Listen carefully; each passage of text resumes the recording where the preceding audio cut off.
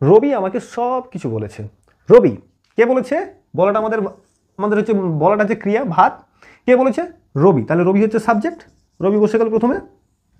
রবি have না has?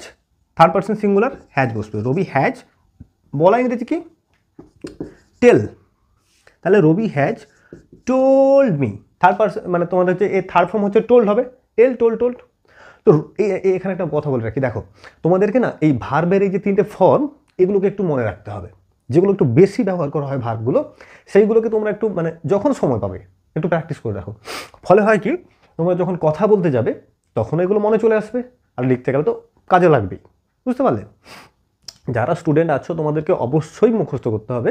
আর যারা ধরো কোনো ওয়ার্ক প্রফেশনে আছো তোমাদের উদ্দেশ্যে বলবো কি, যে তোমরা যখন সময় পাবে মাঝে মাঝে একটু একটু করে এগুলোকে একটু দেখে রাখবে, কথা বলতে একটু স্টক অফ ওয়ার্ড বাড়াতে সাহায্য করবে। বুঝছে? চলো পরেরটাতে আসি। তাহলে রবি আমাকে সব কিছু বলেছে, তাহলে রবি হ্যাজ টোল্ড কাকে বলেছে? আমাকে, মি।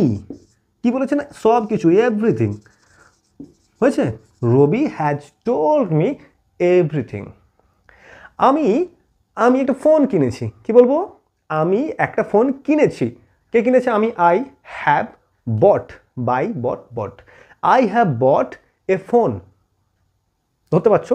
আমি গল্পটা শুনেছি, I have heard the story. আমি তো মেয়েটাকে দেখেছি বাজারে, I have seen the girl in the market. Clear হচ্ছে ব্যাপারগুলো? বলো ক্লিয়ার হচ্ছে কি?